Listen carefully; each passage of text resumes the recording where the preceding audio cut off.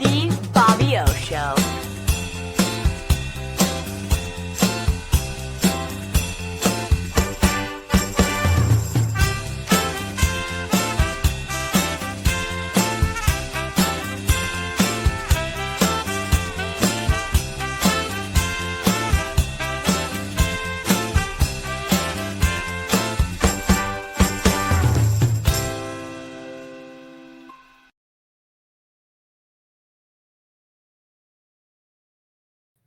Welcome to the Bobby O Show. My name is Bob O. Potster, and I have a very wonderful guest who is making her fourth appearance on the show.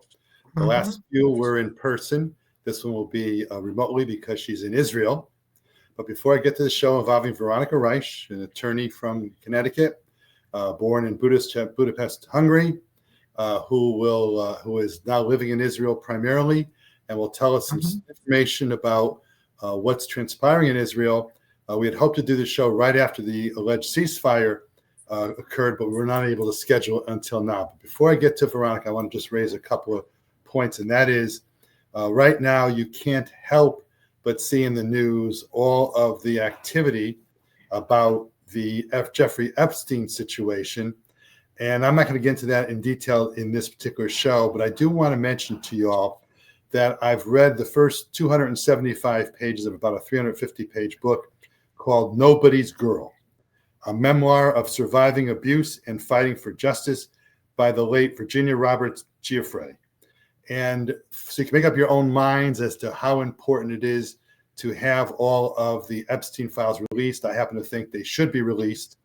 And the fact that they're not released shows to me there's some kind of conspiracy going on about why the president and his sycophants don't want to release it. But I think you should read this book, Nobody's Girl, by Virginia Roberts Giuffre, to understand a lot of the background, to hear it from one of the victims' perspectives. I want to leave that topic for you and now bring in Veronica Reich. Hello, Veronica. Hello, Bob. Good to be with you again. It's such a pleasure to have you back, especially since between now and the last show that we did, not only did we have the ceasefire, but I also on November 2nd went down to New York City and saw the Anne Frank. And look at, as a kid, I grew up knowing about the Holocaust. I've read the Anne Frank books. I've seen the movies, whatever. This particular exhibit, which was wonderfully made, because what they did is they had a lot of pictures, and they'd have, you could stick your radio, whatever they gave you, into the wall. You'd hear different discussions. It is such a moving exhibit. I recommend to people, Jewish, not Jewish, whatever, to whatever religion is, to go to New York City and see that exhibit. It is truly wonderful. It's right near Union Square, so you can go to the original Shake Shack if you want. There's a bread and bakery place. There's a lot of great chocolate babki I found, but the museum is wonderful. And I thought you'd like to hear about my going there. Any thoughts? Did you see an exhibit? Well, I heard that it's been so popular that they've added additional days to it, that they've extended the time the exhibit will be there, because it's a traveling exhibit.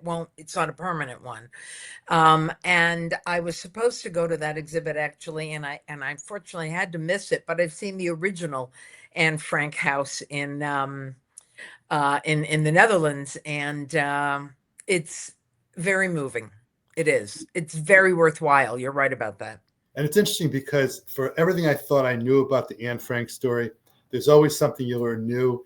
I didn't realize how bad Amsterdam became because her family took flight to Amsterdam because they thought that was going to be a safe place. Yeah. It turned out to be not so safe place.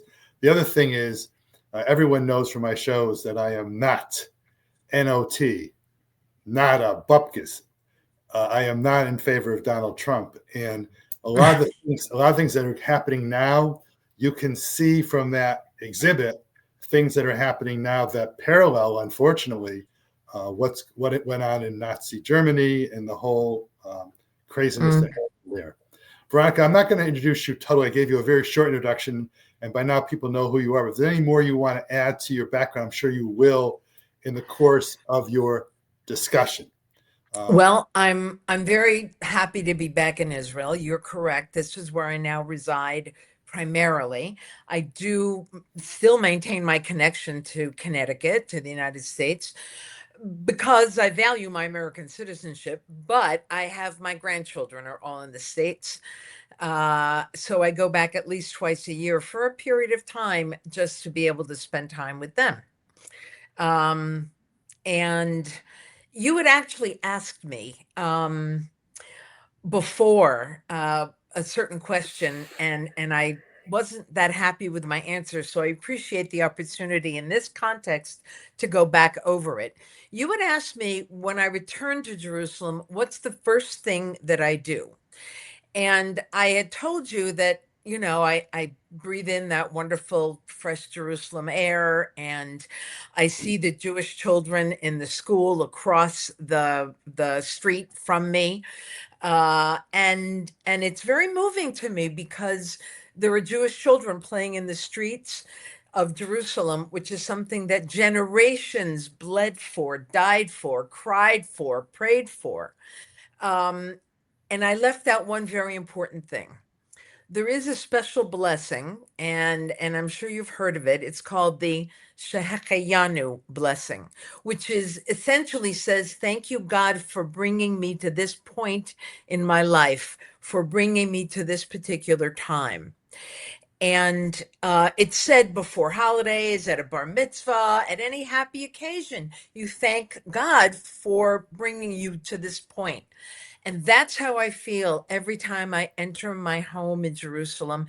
And even when I just walk outside and see that blue sky and feel that I'm in a Jewish country and I'm at home. And I am grateful to God for letting me have that opportunity. And I say that prayer every time I come back. If you'll say the prayer now in Hebrew, I'll say along with you. Sure. Baruch atah Adonai Eloheinu melech haolam asher kidshanu b'mitzvosav v'tzivanu shechayanu v'kiyamanu Vihigiano, v'higianu Lazma, lazman hazeh, Zeh. to this time.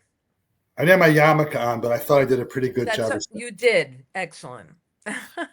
What I thought we would do in starting today's show is to talk a little about the Israeli parliamentary procedure, which is different than the American presidency in our system, because I don't think people understand enough how Israel is ruled, because you know for sure that I am not a Bibi Netanyahu fan at all.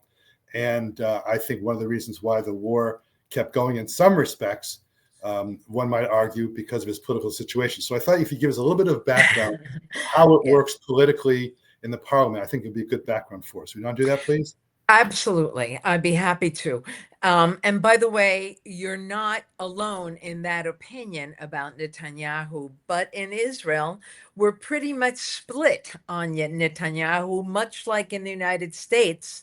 There is a very strong pro-Trump feeling and a very strong anti-Trump feeling. So, we're similar in that regard.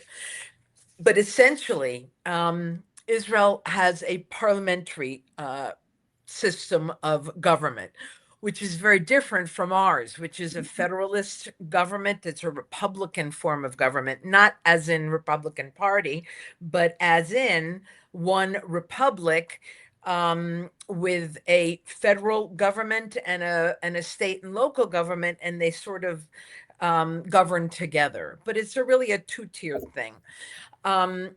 It's a very important idea in the United States for separation of powers. We don't have that the way we do in the United States. The executive and the legislature come from the same place. The prime minister is one of the legislators. It's not an executive branch and a legislative branch. Like the US, where the president and the Congress are very separate. The prime minister, the one chosen to be the prime minister by election of the winning party, is the head of the government and is chosen by the Knesset, the Israeli parliament. Thank you. Okay. There is a president of the state of Israel, but it's largely a ceremonial position. The president is the head of state. The prime minister is the head of the government. The head of government is far more powerful. The best way to analogize it is in Great Britain, the king is the head of state, but the prime minister is the head of the government. And they have very different roles. Now, in Israel today, Isaac Herzog is the president, and he's much more than a ceremonial figure. He's a leading diplomat and has great respect and influence throughout the world. But it is a very different kind of role. Um, we have an electoral system, it's a democracy. But in Israel, you don't vote for the individual, you vote for the party. Like, for instance, Benjamin Netanyahu is the leader of the Likud party. And you only cast one vote, and that is for the party. The party then has a list of who's going to be in the government if there are enough votes for that party. And the seats in the parliament, the Knesset, are allocated based on their national vote share. I have So a in other question. words, Veronica, I have a question. So yeah. when you cast, because I've never voted in Israel, obviously, when you vote in Israel, you vote for the party. Do the names of the people who are going to be representing the party in the parliament appear on that list, or are they not appearing on that list? They're well publicized, but I've seen the ballot and they don't appear on the ballot. But the list of the particular people who are on the list for each party is very well publicized, and it's in the newspapers and everybody knows it, because you want to know who the people are in the party that you're voting for. So if you vote for the Likud party, for example, and Yeah. how many members are there in the party in the parliament? Do you know? How many members of Likud or Of the Likud party, yes. okay, well, Well, it's less than a majority. It's less than 61. And that's why you hear a lot the word coalition, because in the history of Israel, first, let me go back. There's 120 seats in the Knesset. 120. By the way, that is a biblical origin, that number, but okay. And never in the history of Israel has there been any one party that has gotten 61 votes or an actual majority for just the party. Never happened. That's why when they have elections, they jockey around to put together a coalition after the to results, be right? able to form a government. After the Correct. results come in, right? After the results After come in. results come in. Like, for instance, and this is just an example, if 30% of the people voted for Likud, they would get 30% of the seats in the Knesset. And then certain other parties might get 10% of the vote. They would get 10% of the seats in the in the Knesset. Now, each party will present a list of up to 120 names, although no one's ever gotten 50% of the vote, much less 100. And the first one on the list becomes the prime minister. The second one on the list, and so on and so forth, and down through the government and the seats in the Knesset. Is there a So part? Is there a party in the parliament that is a Palestinian or Arab party, for lack of yes, better there words? are two Arab parties, and they always have some representation in the government, and they sit in the Knesset like any other citizen. That's an important point I want to raise because I think Very. yeah. So keep going. I didn't mean to interrupt you, but I want to get that Yeah, point no, across. that's okay. So you mentioned that you believe that Netanyahu was jockeying for power. The only way that he maintains the prime ministership now is by maintaining his coalition.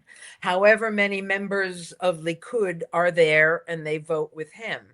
But then he needs the votes from other parties in order to achieve a 61%, 61 vote, slightly more than 50%, 50% plus one, to be able to pass legislation. And very often they have very diverse interests, and that's why there's so much jockeying for position, and it has to do with the funding of various interests within each party. And it's complicated, and sometimes there's difficulty in putting together a coalition, but they have managed to do it every year. And sometimes, the coalition will fail and there will be new elections. But there are mandated elections every certain period of time. So I was By going to the ask, the next mandated elections in 2026. Am I correct? 26, correct. Okay. And does Israel, by the way, keep track of the calendar year by the Israeli calendar, the Jewish calendar? Or they keep it tracked by the Roman calendar, 2026. What year do you? They use both. They really do use both. Okay. But for our purposes, yes, it takes place in 2026. And is there a power to have elections? I don't know, call them off-year elections, but not Yeah. the military. And how does that happen? Well, and again, if the coalition fails, for some reason there's a no confidence vote, and the coalition can't hold together, then they have to have new elections so they could put together a new government. When you say no confidence, is it no confidence from the Likud party, for example, the party in power, or is it from the rest of the 61? For the Knesset, for all the members of the Knesset, they would vote on a no confidence vote. And sometimes people are unhappy with the leadership and they won't necessarily vote, to keep the prime minister of their own party. It is somewhat fractured. If I'm going to ask you for a prediction, I'm not going to hold you to it. If the election were tomorrow, do you think Netanyahu would be retained as the prime minister? Or do you think he'd be out? Let's guess. It's a very, very close call. But right now, I think he would probably remain as prime minister. I do. Oy vey. Let's go on from Oy vey. Oy Yes. vey. Listen, there are other very good candidates that I've been looking into because I'm about in 26 or sooner to cast my first vote as a new citizen. I have not voted yet. The reason I say oy vey is because there are a lot of Jews like myself who are always staunch supporters of Israel, but not the way Israel's operating now. And I'll just lay it on you for now. I know it's hard to distinguish in the Vietnam War and a lot of wars who the civilians are and who the civilians are not. And in Israel and Gaza, people who are young kids may not necessarily be innocent bystanders. But the concern I have is that there are innocent people who are starving and have been starving. And you might have positions on that, but I think it's causing a lot of Jewish people in the United States to have concerns about Israel. And also, I think it's part of the anti-Semitism never leaves. It's been around for 3,000 years. It'll never be gone. Agreed on that part? Absolutely agreed on that. But it's reached a certain crescendo now. Right. And you're right. And I think some of the crescendo is because of BB and what's going on. But I just want any comment from you before we go on to our next topic. I didn't want to just lay it up here and I have you say something. Go ahead. Yes, I think it's very, very dangerous to buy into the media manipulation and the misinformation that is so prevalent on issues like the killing of civilians and starvation in Gaza. I can address both of them if we were to have time, but there is so much going on that is simply not accurate. If you look at statistics put out by the neutral parties, not the Hamas Information Office and not the Israeli government, the civilian to combatant ratio in Israel is the lowest that it has been in any war, and much less a war being fought under the most difficult urban conditions. Now, that's a fact, and you can look it up. Look up the combatant to civilian ratio. So when you buy into this nonsense, which I believe it is, and inaccuracies and anti-Semitic media manipulation, you find that a lot of these arguments against Israel and complaints about what the Israeli government is doing or how they're conducting the war are myths. Well, when we were kids, you and I are kids, we're about the same age. There was an old in the late 60s and 70s in the Vietnam War era. The expression was, if you're not part of the solution, you're part of the problem. If you're not part of the solution, you're part of the problem. So do you have a thought as to how these myths that you say exist can be overcome? It's a very, very complicated issue. I think, I mean, we could spend 10 hours on that question alone. But first of all, in Israel, Jews are like 0.02% of the population. Muslims comprise 1.9 billion people, a much larger population of the earth. You mean the Mideast. You mean the Mideast, not Israel. You mean the No, Mideast. no. In the world, 1. Oh, in the world. Okay, I didn't hear you say. I thought you, Billion okay. Muslims, and worldwide Jews are 14. I've heard 16 million, not more than 17 in the entire world. Million, not billion. You want your map right now as you're talking? Sure. I think that would be helpful. Yes. Okay. So, Jonathan, my director, would you please put the map that Veronica provided to us?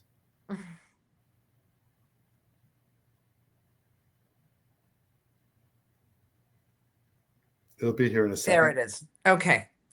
Israel is accused all the time of being the colonizer. If you look slightly to the left of center. By the way, I can't. Oh, there it is. Now I can see it. Go ahead. Thank you. Yeah. Slightly to the left of center, there's a tiny little yellow smear there amidst all that red. And that little yellow little strip, tiny little line, is Israel. And all the rest are Muslim majority countries. The green are ones that were Muslim majority countries, but now the Muslim population has dropped below 50%. By the way, can you see my arrow on the map that I'm right here? Can you see the arrow? Is that what you're talking about? That area right there?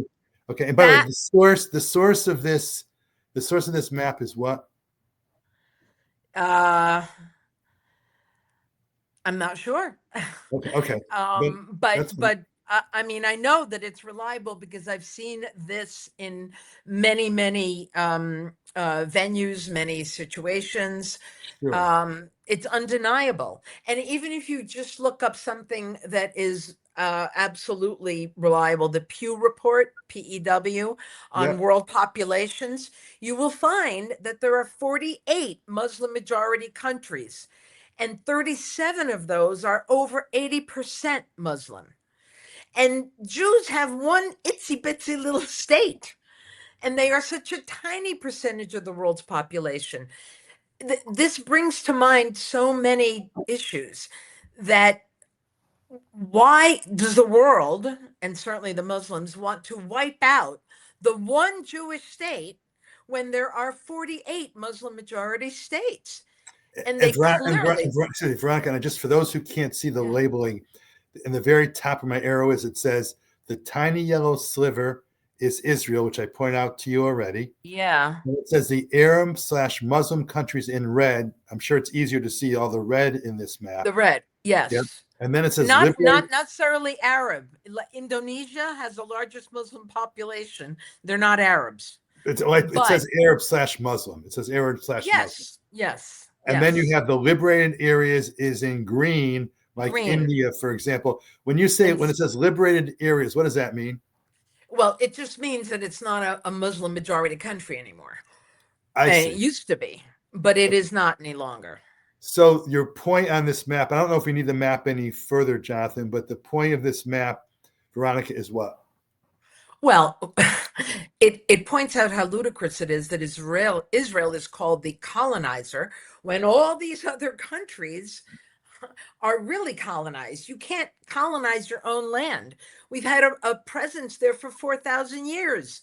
Not just the modern state of Israel, less than 80 years. There has been a Jewish presence there for 4,000 years. And there was a Jewish nation there under kings that went to wars and got wiped out and built the temples and, had major cities there. And it was called Israel and Judea. So you raised this map issue because I was asking you, how do we stop what you claim to be the myths But when I use the word "you claim," I'm just taking your words because I want to hear what you Yes. So how does that tie into your claim that the media or the world has myths about, quote, how bad Israel is, unquote? Those were your words. Yeah. That's the words I used. That's absolutely correct. First of all, it's because Muslims have grown so much and have become quite powerful. For instance, in Great Britain, in France, there are huge Muslim populations, even in the United States. Um, but it makes it much easier to spread the myth, and they have somehow been able to hijack the narrative about what's really going on and about history. There was never a state of Palestine, never, never in all of history. But there was a state of Israel, and Jews have been hounded from almost every country in the world and faced anti Semitism. And the Muslims have taken over large swaths of So, the so, country. so And this they is do have a much better media machine right now. They just do. so. I think if not putting words into your mouth, because I would never do that in any topic. What you're saying essentially is you think if the truth were getting out, as opposed to the quote myths unquote, there would be Yeah. a lot less pressure on the anti-Semitism perspective. I think that's what you're saying essentially. Yes, there would be a lot less pressure on anti-Semitic instincts, and there would be a lot less pressure on anti-Zionist instincts. This Israel hatred, besides Jew hatred, And what has Zionism? Just also for the audience, what Zionism? mushroomed. What Zionism for What is Zionism? the There's public? an easy definition of Zionism, and that is the belief that um, the Jewish people are entitled to that land as their national homeland, and they have a right to exist there in peace and security. Well, the That's right really what's and the phrase "right to exist." I did a show right after October 7 of 2023, and for that show, I read the Hamas. I don't know if it was called their constitution or the charter. the charter. That's what charter. And in it says right there that the state of Israel has to go bye bye. And it doesn't say it that nicely. Exactly. It doesn't Now, say it that nicely either.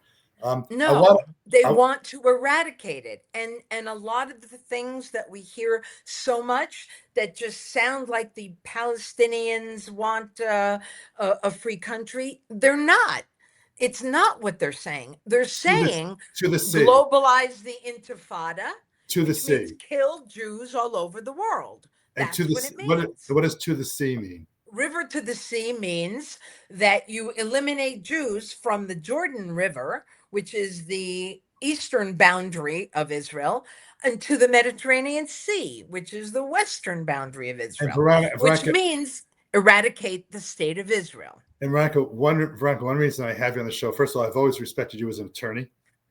And tonight, when I go to the family law section holiday party, I will send you regards to everybody. Please do. Okay. But I'm sorry also, to miss it. that's I'm sure. But also the passion that you have for the cause of the state of Israel is really important to me to express it because I don't think it's heard enough. Especially It's we have an not. hour show. We have an hour show. When I watch Nicole Walsh, who I do on MSNBC, it's these 50-minute blocks, and so you have a chance to talk about all the things you Sure. want. I will say we're not going to get into this topic unless we have more time, which we probably won't.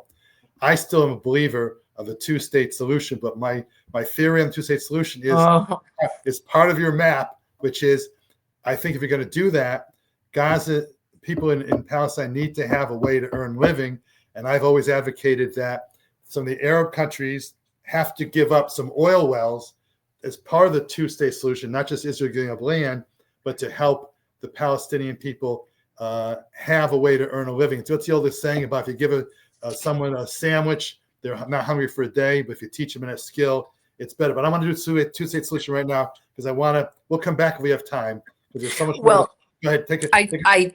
I need to interject here for one moment. It's What's wrong too with me? important What's to wrong with me? save if we have time because we never do. It just goes too fast. Israel made a near fatal mistake in 2005. They left Gaza. That was the experimental Palestinian state. There wasn't a Jew left in Gaza. living or dead. They even dug up graves of Holocaust survivors who had died in Israeli settlements in Gaza. And by the way, before 1967, Egypt controlled Gaza, and nobody complained about an independent Palestinian state, and nobody accused Egypt of occupation. Same thing on the what is now called the West Bank, which is Judea and Samaria, until 1967 was controlled entirely by Jordan, which really is the Palestinian state that was drawn by a thick green magic marker by the British to establish Jordan. That was almost all Palestinian anyway. But until 1967, nobody complained that Jordan was either colonizing or occupying or anything.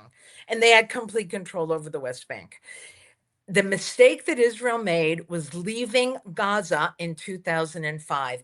It was your classic land for peace. We're leaving. You have land. Build a state. Go for it. And what did they do? They didn't build a state. They built no infrastructure. They built no mosques, no schools, the housing, good housing. Nothing like that. They didn't develop any democratic institutions, a judiciary, a constitution, nothing. Just Tunnel. the Hamas charter to eliminate the state of Israel. And what they did do in terms of what they were building is they built the largest network on the globe of tunnels, larger than the London subway system, and for the sole purpose of kidnapping, killing, murdering, raping, and hiding their crimes. That is what they did. And now you want Israel to carve out a piece of land to let them do the same thing all over again, which they have promised to do. Why don't people believe them? They want to have October 7th over and over again. They're very explicit about that. And to my audience today, we have had this same kind of conversation offline for years about this topic because it's a different perspective. And I'll just say one last thing in this regard, and that is I just don't want Israel to become what South Africa became. I don't want Israel to become like South Africa. There's no reason that it would or should. There are different ideas about how Arabs and Jews, Arabs are 20% of the population of Israel, and that there's just no reason that there isn't a different solution. But Einstein's definition of insanity was doing the same thing over and over again and expecting a different result. This two-state delusion, it hasn't worked, it won't work, and it should be discarded. There are other ideas. As we leave this topic, I will say that as much as there are issues politically between nations, the people of the nations are a different story. For example, I become very close to people in the Lebanese club of Danbury, and I've done shows with them. And Jonathan's part of the group, and I know wonderful people there who are friends of mine, lawyers in town, whatever. And as human beings, we can communicate. So I always come down to the myopic perspective, of the lowest common denominator, about how people, if left to their own approaches, can be peaceful. But when we have leaders like Trump and Bibi and the Hamas leadership, et cetera, it's a problem. But I want to digress into... And you cannot ignore history. What was Santayana's quote? Those who don't remember history are doomed to repeat it. And that's what's happened and is happening. And that's why I mentioned at the very start of the show about the Anne Frank exhibit, because when I saw some of the things that I should have known and did know, I read a book many years ago about how Jews in Germany, 1400s, whatever, were not allowed to study. And that's why it's a lot of history. But let's go on to my last comment politically is just quickly, is there a constitution in Israel, or is it just a matter of basic laws? Very good question. Israel does not have a constitution per se, as we have a constitution. There was impossible to have a constitution that everybody agreed on in the throes of war and establishing a state. But what Israel does have, and which will probably eventually become a constitution, you have to do a preamble and add a lot of things to it. But what they have is a series of basic laws. And I've kind of summarized them for you because it's important to know what they are. And there are differences of opinion, 13 to 16 basic laws. But I think the most important ones are the following. Number one, the Knesset is the government in Israel and is the representative government of the state. Another basic law is that the president is the head of state, has a one-time 7-year term. Herzog can only be in office for 7 years, and I'm not sure when that's over, but he cannot have it again. And then the government elects the prime minister. Another basic law concerns the IDF, the Israel Defense Forces. The IDF is the army of the state. It talks about mandatory service, and I know we'll get to that as well, and the order of things in the army, and so on. A basic law is that Jerusalem is the everlasting capital of the state of Israel, and that the rights of all religions are protected. The holy sites of Christianity are all protected, just like every synagogue or the Western Wall or anything else. The Dome of the Rock, the Al-Aqsa Mosque are all protected. And by the way, before 1967, Jewish holy sites were all desecrated. But it is very important to the state of Israel and to Jews to maintain the sanctity of every religion's holy places. Another basic law concerns the judiciary and establishes an independent judiciary and the authority of the courts and how judges are appointed. A very important basic law is the one concerning human dignity and liberty. It's essentially what is a lot like our Bill of Rights. It establishes basic human rights, and it establishes the sanctity of life that is anchored in our values, that is both Jewish and democratic. Arabs and Jews are both equal citizens of Israel. Once you become a citizen, you're a citizen. They have the same rights. They carry Israeli identity cards. And there's total freedom of worship in the state. And of course, equality of the sexes is more prevalent in Israel than it is anywhere in the Middle East and in much of the world. And another basic law that I wanted to highlight was the most recent one, which was pretty controversial, that Israel is the historical homeland of the Jewish people and preserves their religious, cultural, and historical rights for the Jewish people and the ingathering of the exiles, which means the ingathering of Jews around the world, that Jews around the world have a home in Israel. Those are the basic laws. There are a few others, having to do with the finances. But you did a great job, because I wanted to distinguish the fact that there's a different form of government that both Israel and the United States have. I think before I get to my next question, which is going to be how has Israel changed since the quote ceasefire, as to where things stood. I use quote intentionally, as to where things were on October 7th of 2023. But I'd like Jonathan to please put up the two photos that we have that are left, and we'll discuss those briefly. Okay, what is this photo? This is a picture of a placard that was put up. It was in Birmingham, England, in Great Britain, at a soccer game. If you see a Zionist, call the anti-terror hotline. And what you could barely see in small letters is Zionists, I think, not welcome. And this is in Birmingham, England, at a soccer match. And by the way, Israeli fans were not allowed in to the soccer match, quote, because of security reasons. And they still needed 700 policemen to monitor the safety. Why? Without any Israeli fans, I don't know. But anti-Semitism, anti-Israel hatred has become normalized. That wasn't like that. normalized. England wasn't like that in recent years, of course. No, But there's you're a right reason. on the point you made earlier that anti-Semitism has always been there in pockets, but now it's exploded on our college campuses, among youth, in Hollywood. Javier Bardem comes to the Oscars in a keffiyeh. He doesn't even know what he's talking about. It's Well, cultural I will tell you, appropriation. people in glass houses shouldn't throw a stone. I was very thrilled with the elections of Tuesday, November 4th, with how the Democrats sent the message, not because we're Democrats, but because of the message being sent to Republicans. Hey guys, remember what America is. But there was one election that concerned me, and you can guess the name of the city that I'm talking about. Yeah. The New York largest Jewish population of any city in the world, New York.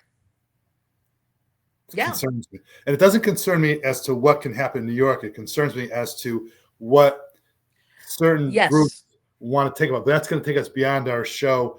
I want to get into two things, and I'm not sure how much time we have, about 10 minutes left, more or less. It's But there's two things, unbelievable. but we could talk. You really provide so much information. And I also am allowed the time. Actually, we have 20 minutes left. So there, I was wrong Oh, with that. good. But Great. and also, you and I can disagree on things. I want to talk about two things, and I'll let you go. Which one do you want to go first? One is how Israel has changed since October 7, 2023 / the ceasefire of October 2025. That's one topic. Mhm. Or the pressure being put on by those Jews who think that they should not be drafted because they are studiers of Israel, of Judaism. So taking the topic, which one you want Okay. first? Well, let's do the second one first because the first one is far more wide ranging. The ultra Orthodox, who are called Hasidim, or the popular term in Israel is Haredim, which just means the ultra Orthodox community. You see them, they dress differently, they're rather insular in their outlook. And again, you need to know your history. Ben Gurion, at the establishment of the state, Ben Gurion was Israel's first prime minister. He provided an exemption to 800 yeshiva students from serving in the army. 800. Why? Because Israel was born out of the ashes of the Holocaust, where the Nazis did a bang up job of trying to eradicate Jewish learning, Jewish culture, Jewish history, the study of the holy books. That's our heritage. That's our legacy. And even a totally secular Jew like Ben Gurion recognized that there was a place for that, and that needs to be kept alive. What has happened in the intervening 80 or so years is that it's gotten wildly out of hand. The Haredim are about 14% of the population. They only provide about 4% of the tax revenues, and they get their lifestyles funded to a large extent, a very large extent. They get all kinds of benefits by the state. They have traditionally very large families, and you get a certain stipend for every child, which Israel wants because we want to grow the population. But the Haredim traditionally have very large families, and all kinds of benefits. And there is now a very strong feeling that most of the 80,000 Haredi men between the ages of 18 and 24 that would be eligible for the draft for the mandatory service in Israel are not studying full time in yeshivas. I also believe there is a place for those brilliant teachers and students who can devote their lives to studying our holy books and our history, our legacy, our heritage, our culture, all that. It's very, very important to maintain. I myself do biblical studies every day because it has to be maintained. But from an exemption of 800 to 80,000 that are not serving, it's not right. The state can't sustain it. It's caused huge divisions in Israeli society because a disproportionate number of people are the ones getting shot and killed and wounded and hurt, and their families are suffering terribly, which relates to your other question. And the Haredim refuse to be in the draft. Now, the Supreme Court just passed a law. Veronica, hold on 1 second, please. It's not only, as I understand it, that the Haredim don't get drafted, although the Supreme Court ruling we'll get to in a moment, but they have not historically had to be drafted. But also, isn't there funding that is given to that group? And they live in a certain part of Israel, don't they, pretty much? They live all over Israel, but they have very insular communities, like parts of Jerusalem, Sure. parts of Bnei Barak, parts of other cities. But part of the problem is not only they're not getting shot at, another problem is that they're getting funding for their way of life of living. Isn't that also part of the political problem? That's true. That's very true. So what is the they're citizens, they get wonderful benefits as citizens, but they do not contribute to the safety and security of the state when it is so threatened. So that's a big political problem, especially, am I correct in saying that a large part of those 80,000 are very hawkish, very much in the camp of Israel being aggressive, and they're supportive of Netanyahu? Am I right or wrong about that? Well, you're partially right and partially wrong. They do support Netanyahu because the religious parties who are in his coalition to help him maintain power make these demands for funding and get it because Netanyahu needs them in his coalition. And yes, a lot of it is about money and funding. So, and it's a vast majority of the Israeli public is really upset about this. And this is especially after October 7th of 23 of course. Yes, I'm sure it has. And not just October 7th, all the people, you have no idea how they're hurt, the families, the widows, the war widows, the children. I have a friend who was wounded in Lebanon. A ceiling fell on his head. The bricks rained down on him. And he has some kind of traumatic brain injury. He has 3 little boys, ages 6, 4, and 2. And his wife has a job because she has to earn to support the family. And she's alone raising these 3 little boys. And Israeli boys are a big handful. American Jewish boys are a handful too, are we not? I'm sure they are, but Israelis are taught differently, and they're given much more independence, and they use it. Believe me, it's like army training. But they're hurting terribly, these families. The children don't know their fathers. They haven't seen them for years, a year, 300 days in Gaza or in Lebanon. It's very, very difficult. And so in summarizing, there's always been a growing political concern about the Haredim, and no one's saying there shouldn't be studying of Israel, of Judaism, of Hebrew history, et cetera, but now, because of the size of Israel, et cetera, it's becoming more and more of a political problem. Jonathan, may I have that last photo that we have that ties in, I believe? There. What was that? Okay, that is the funeral of Hadar Golden, whose body was just returned. He was not one of the hostages. He was killed in Lebanon 11 years ago. And Hamas held on to his remains for these 11 years. Now, we could, but we won't, talk about what kind of, subhuman people do that. But we won't. But every Israeli death, every hostage that's returned that is not, unfortunately, has been killed, is a member of our family, is a member of the extended family. There's a moral and ethical mandate to bring the bodies home. I mean, some people say, look, you exchanged how many hundreds of terrorists, convicted terrorists with blood on their hands, for 20 living hostages and 20 or so bodies. Because bringing back those bodies is almost just as important as bringing back the living hostages, for closure for the families, for a moral imperative. We really don't leave anyone behind. Well, We don't. the United States Marines don't leave anyone behind. That's the same Of theory. course. But I want to get back to, on the Haredim issue, the Supreme Court decision you started to mention, but I cut you off. Yes, there was a recent Supreme Court decision that said no more exemption for the Haredim, but it didn't pass yet. There's a long and complicated process for it to become law and then for it to be enforced, because there's a big concern about what happens when they're starting to drag Haredim out of their homes when they ignore their draft notices. That's a big problem. Listen, there's a corollary to this, which is very important to mention.